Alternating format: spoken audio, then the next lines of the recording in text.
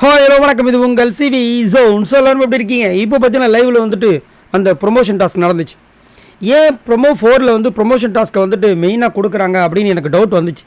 அதுக்கு முக்கிய காரணம் என்ன அப்படின்னு பார்த்தீங்கன்னா, அங்கே ஒரு விஷயம் நடந்திருக்கு. நான் இதை போன வாரமே வந்துட்டு மென்ஷன் பண்ணியிருந்தேன்.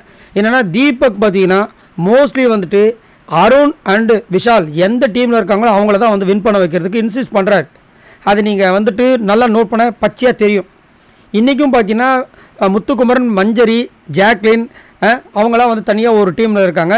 அன்ஷிதா, விஷால், பவித்ரா, தர்ஷிகா, அருண், ஜெஃப்ரிலாம் ஒரு டீமில் இருக்காங்க. இவங்க பண்ணும்போதே நான் கன்ஃபார்ம் பண்ணிட்டேன், இந்த இதில் வந்து கன்ஃபார்மாக தீபக் வந்துட்டு இவங்கள தான் சொல்லுவார்னு. ஏன்னா 2 பேருமே பார்த்தீங்கன்னா சூப்பராக வந்து பண்ணாங்க. இவங்க சம்மந்தி அந்த விஷயத்த விஜய் விஷால் டீம் பண்ணாங்க. இவங்க வந்துட்டு துவையல் பண்ணாங்க. அதேமாதிரி 2 பேரும் வந்துட்டு அந்த ஆட்டோ பர்க் பற்றி சொன்னது வந்துட்டு ரொம்ப அழகாக பண்ணது வந்துட்டு முத்துக்குமரன் டீம் தான். அது நல்லாவே அவங்க தெரிஞ்சுது. ஆனால் இவங்க பார்த்து தான் படித்தாங்க. ஆனால் கொஞ்சம் பாட்டெலாம் பாடி கொஞ்சம் விஷயம் பண்ணிட்டு இருந்தாங்க. அதேமாதிரி அங்கே வந்து 3 ஜட்ஜஸ் இருந்தாங்க. ஒருத்தங்க தீபக், இன்னொருத்தர் வந்துட்டு நம்மளுடைய சாமிஜி ரஞ்சித் சார், இன்னொன்று வந்துட்டு நம்மளுடைய சத்யாவுக்கும் ரஞ்சித் சாருக்கும் பிடிச்சி போச்சு டேஸ்ட்டு யார்? நம்ம முத்துக்குமரன் டீம்.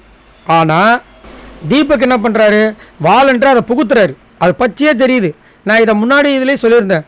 அவர் வந்து வேணுட்டுமே வந்து அங்கே இருக்கிறவங்களை வந்து இன்சிஸ்ட் பண்ணுறாரு, இந்த டீம் நல்லா பண்ணியிருக்கு அப்படின்னு சொல்லிட்டு. இவங்க நல்லா இருக்குன்னு சொன்ன அடுத்த நிமிஷமே இதையும் கொஞ்சம் பாருங்கள் டேஸ்ட்டுன்றாரு.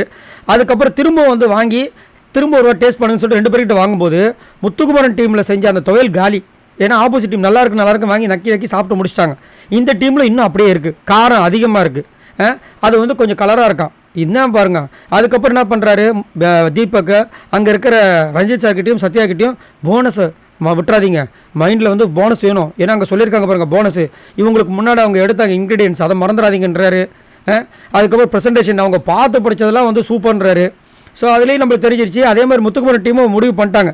இவங்க அந்த அனௌன்ஸ்மெண்ட் சொல்கிறதுக்கு முன்னாடியே என்னங்க டல் ஆகிட்டீங்க அப்படின்னு தீபக் கேட்குறாரு. இல்லை சும்மா தான் அப்படின் போது அவர் வந்து வழக்கம் போல் வந்து அந்த விஜய் விஷால் அருண் இருக்கிற டீமை வந்து வின்னு சொல்லிட்டார்.